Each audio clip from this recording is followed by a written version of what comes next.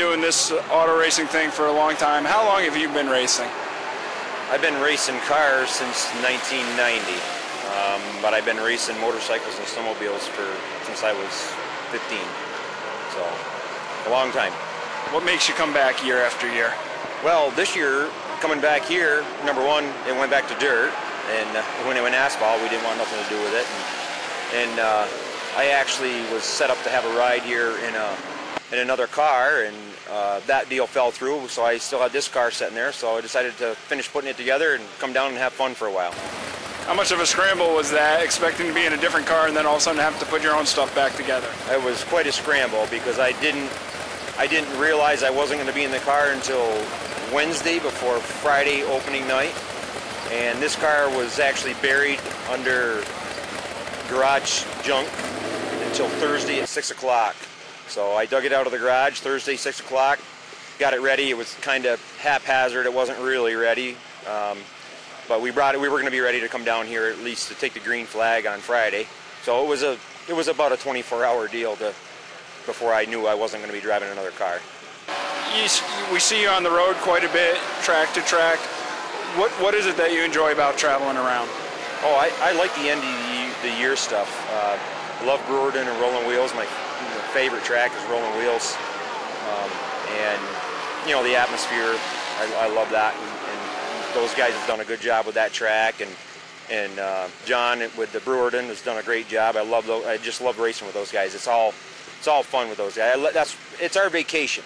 So to bring the car along, and it's like bringing your boat and putting it in the water. So to me, that's my vacation. Just bring the car and play with it. Been doing this, like you said, for over 30 years now. What are some of the biggest changes you think you've seen in that time? Oh, I mean, this is a sport that is a money sport. Of course, everybody knows that that's in it. You know, when I was racing motorcycles and snowmobiles, motorcycles more than anything else, it's more individual. You didn't have to have the greatest bike. You didn't have to have the newest tires. You didn't have to have the most powerful motor.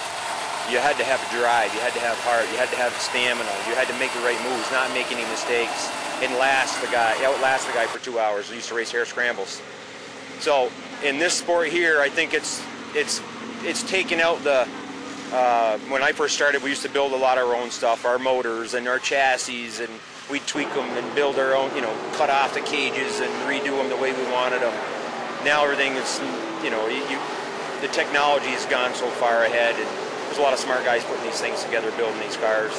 I know Billy Colton from Troyer, and Pete and Randy from Bignell, and you know, Bobby Hearn, and those guys really are up on their game. They're doing this all the time. So, and their shock packages are so much better, which is, you know, I always said there was a lot more to do in the shocks, but I just never had time to do it. Now, if you take a look at this pit area, it's a pretty stacked pit area. You have Kenny Tremont here, you have Brett Hearn, you have Stuart Friesen. What is it like to run against those big guys every week? Actually, I don't even think of them that way at all. A lot of people do, but I've been racing with these guys a long time, and they've been racing me a long time, and I'd be willing to bet if you asked any of them that, you know, they don't consider me any different than anybody else either. They'll race with me anywhere. I race them clean, they race me clean. That's one good thing I like about racing with the guys that are professionals. It's definitely a stacked field down here. It's like Super Dirt Week here every Friday, which is great because, you know, you want to run against the best, and it's like running at Lebanon Valley, same way. I mean, I love the Valley just because of the people, just, you know, the crowd. Lyle made some changes here to the Speedway this year. How different is this track from last season? Well, I didn't run here last year, but I did come down every week to watch, and it was a good show last year, but it was too narrow. And they widened it out and definitely made it better that way. There's still some things that could be done. I think they're still going to tweak it.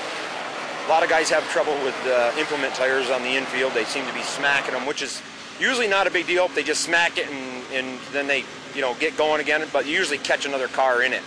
And they might end up going back to a barrier here. It's really the only thing I could see that would help this track is an inside barrier or something where it wouldn't take out the front of a car, you know, and cost a guy $1,000 to put a front end back in his car. That's about it. Do you ever think, been doing this since 1990, someday you're just not going to do this anymore? Does that ever cross your mind? Well, actually, I didn't do it last year. I raced a couple special shows at the end of the year in Middletown, just to go, because we were going on vacation there, and not that I really, enjoy that track. It's just the atmosphere, and it's Eastern States and everything. But I was going to stop racing because I bought a piece of property, and we were going to build a log cabin and kind of, calm down. But a deal came along where I was going to get a chance to drive a brand new Troyer, and I jumped on the deal, of course. I mean, all I really had to do was drive the car and help, set it up. And that's really what got me back into it, because the hardest part for me is not having the money or the help to do it. And I do everything myself, always have, except when we come to the track, then I have some help. But if this thing blows up tonight, I'm probably done. If we have a good, if we finish in the top 5, it'll be like a win for me. So I'll be happy, and I'll keep coming back. So, as a low buck racer, how rewarding is it to beat some of the bigger money teams on a given night? It's very rewarding for my group, for my whole group. And for me, I don't purposely separate anybody here from high buck or low buck. They're all race car drivers to me when they hit the track. But when you do go and you beat a lot of money with low buck stuff, it feels pretty good. It feels pretty good, and I can't take anything away from those guys, because everybody that usually has a lot of money has a lot of experience too. That's why they have a lot of money, because they have sponsors that recognize their talent. So a lot of these guys that are in the rides they have are because they're great drivers.